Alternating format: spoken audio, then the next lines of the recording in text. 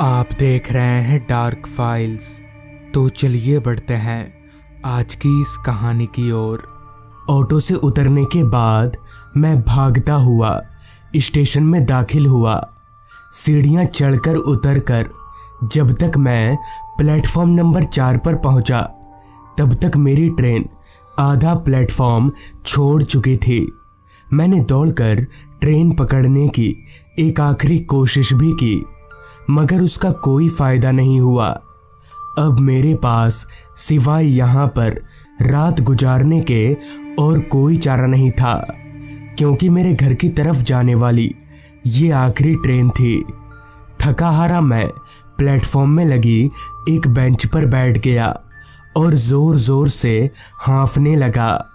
तब रात के 8:30 बज रहे थे और ठंड का आलम तो ये था कि मेरे हाँफते वक्त मुंह से धुआं निकल रहा था। अब मैं इस सोच में पड़ गया कि आगे क्या करूंगा। दरअसल मैं यहाँ यानी इस पतालपुर गांव में किसी काम के सिलसिले से आया था। काम निपटाते निपटाते रात हो गई और अभी कुछ देर पहले आखिरी ट्रेन भी छूट गई।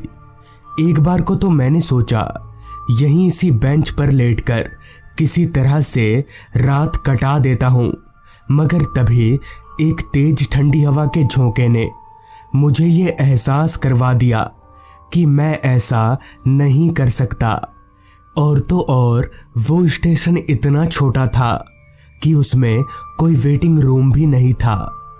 ये तो पक्का था कि मैं स्टेशन में नहीं रुकने वाला। लिहाजा मैं स्टेशन से बाहर निकलकर आसपास कुछ ढूंढने लगा, कोई ऐसी जगह जहां मैं रात भर बिना किसी तकलीफ के सो सकूं।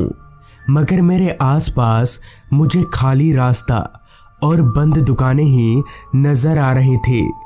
कोहरे ने चारों तरफ अपना पैर जमाना शुरू कर दिया था। अभी मैं आगे के बारे में सोच ही रहा था कि तभी मुझे मेरे कंधों पर पीछे की तरफ से किसी का ठंडा हाथ महसूस हुआ। मैं चौंकते हुए तुरंत पीछे पलटा तो पाया कि ठीक मेरे पीछे मेरी ही उम्र का एक आदमी खड़ा है।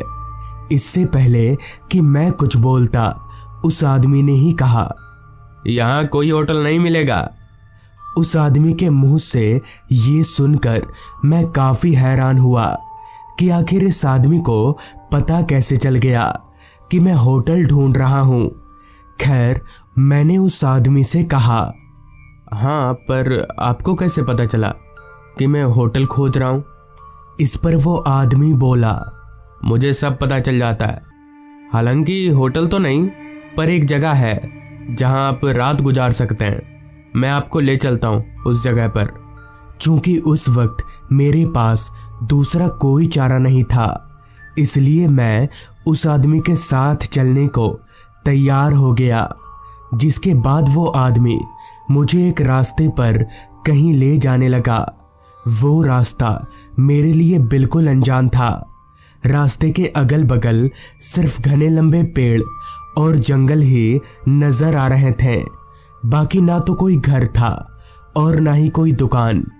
फिलहाल किसी भी तरह से ऐसा तो नहीं लग रहा था कि उस तरफ कोई होटल होगा भी, मगर मैं उस वक्त लाचार था, इसलिए उस आदमी के पीछे पीछे चलता रहा। कुछ देर ऐसे ही चलते रहने के बाद रास्ते से थोड़ा हटकर मुझे एक 2 मंजिला इमारत नजर आने लगी। तभी मेरे आगे चल रहे उस आदमी ने मुझे उंगली के इशारे को उस इमारत की तरफ दिखाते हुए मुझसे कहा, यही है वो घर, आप यहाँ रात भर रह सकते हैं। मुझे उसी वक्त भाड़े की बात कर लेना ठीक लगा। फिर जब मैंने उस आदमी से भाड़े के लिए पूछा तो उसने कहा, जी, हम किसी से भाड़ा नहीं लेते, बस हमारा एक नियम है, अगर आप एक बार इस घर में अंदर चले गए तो कल सुबह से पहले बाहर नहीं निकल सकते। मैंने सोचा कोई बेवकूफ ही होगा जो इतनी ठंड में बाहर निकलेगा। ऊपर से मुझे मुफ्त में रात गुजारने की जगह मिल रही थी। जिस वजह से मैंने बिना कुछ सोचे समझे उस आदमी को हाँ बोल दिया। थोड़ा और चलकर हम लोग उस घर के नज़दीक पहुंचे।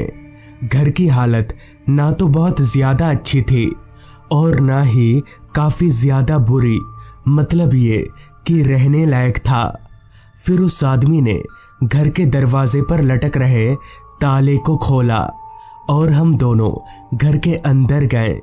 घर के अंदर पूरा अंधेरा ही अंधेरा छाया हुआ था, जिस पर मैंने उस आदमी से पूछा, यहाँ इतना अंधेरा क्यों है? तो इस पर वो आदमी बोला, लाइट नहीं है यहाँ पर।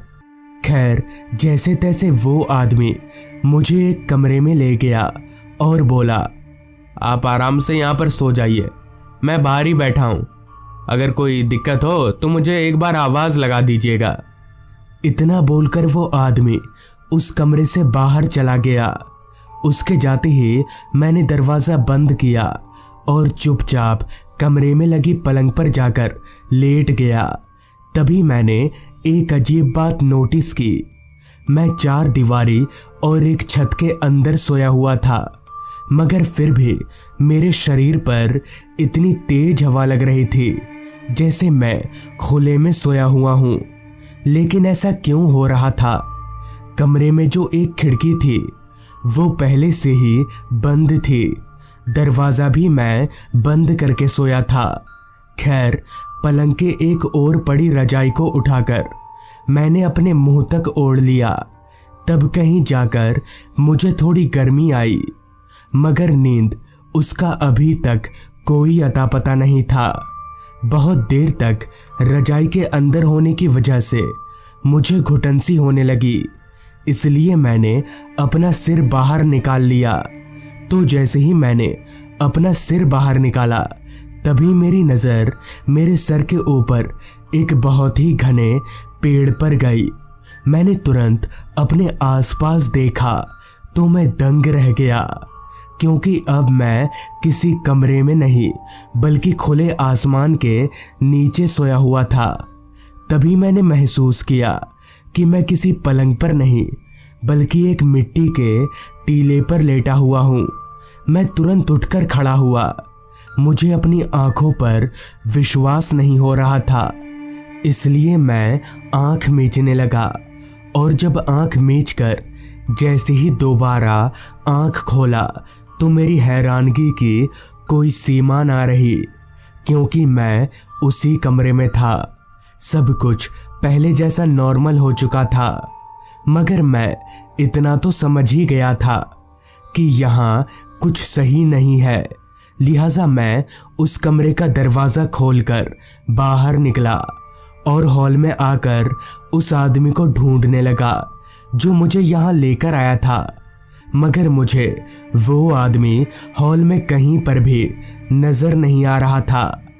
अब मुझे पूरा यकीन हो चुका था कि ज़रूर दाल में कुछ काला है, जिस वजह से मुझे उसी वक्त वहाँ से निकल जाना ही बेहतर लगा और मैं वापस अपने कमरे में सामान लाने चला गया। सामान समेटकर मैं जैसे ही कमरे के दरवाजे पर पहुंचा, तभी अचानक मेरे सामने वही आदमी आकर खड़ा हो गया, मगर अब उसका चेहरा पूरी तरह से बदल चुका था। उसकी आंखें पूरी तरह से काली पड़ चुकी थी और चेहरे पर किसी धारदार खंजर के निशान थे। उस आदमी के हाथ में भी एक धारदार खंजर था और वो लगातार मेरी ओर बढ़े आ रहा था। मुझे समझ नहीं आ रहा था कि अब क्या करना चाहिए। उस वक्त पर मेरा दिमाग पूरी तरह से ब्लैंक हो चुका था, मगर तभी मेरी नज़र उस कमरे में लगी कांच की खिड़की पर गई। उस खिड़की में किसी भी तरह की कोई रेलिंग नहीं थी। मैं तुरंत उस खिड़की की ओर भागा और खिड़की खोलकर तुरंत नीचे कूद गया। हालांकि थोड़ी बहुत चोटें आईं, मगर उस वक्त मेरे पास उतना वक्त नहीं था कि मैं बैठकर चोट सहलाऊं। लिहाजा मैंने वहां से दौड़ लगा दी। भागते वक्त मैंने एक दफ़ा पीछे पलटकर भी देखा, लेकिन वहां ना तो वो घर था और ना ही वो आदमी। दौड़ते दौड़ते मैं सीधे स्टेशन पहुंचा। पूरी रात किसी तरह से स्टेशन में ही गुजार दी। हालांकि मुझे तब भी डर लग ही रहा था कि कहीं वो आदमी यहाँ फिर से ना आ जाए, इसलिए मैं स्टेशन मास्टर के कमरे में चला गया। वहां जाकर मैंने स्टेशन मास्टर को सारी बात बता दी, जिस पर उन्होंने बताया कि वो आदमी एक चोर हुआ करता था। लोगों को इस तरह से लूटना उसका काम था और वो अपने इस काम को उसी जगह पर अंजाम देता था। मगर एक दिन उस चोर का पाला किसी गलत आदमी से पड़ गया। उस मुसाफिर ने उस चोर को जान से मार डाला। तब से उसी की आत्मा भटकती है। हालांकि अब भी वो आत्मा लोगों को उसी जगह पर ले जाती है, मगर लूटने के इरादे से नहीं, बल्कि उन्हें जान से मार डालने के इरादे से। तो दोस्तों, ये थी आज की कहानी। अगर आपको ये कहानी अच्छी लगी हो तो चैनल को ज़रूर सब्सक्राइब कर लें। तो मैं आपका दोस्त आर्यन जल्द ही मिलूंगा आपसे ऐसी ही एक कहानी के साथ।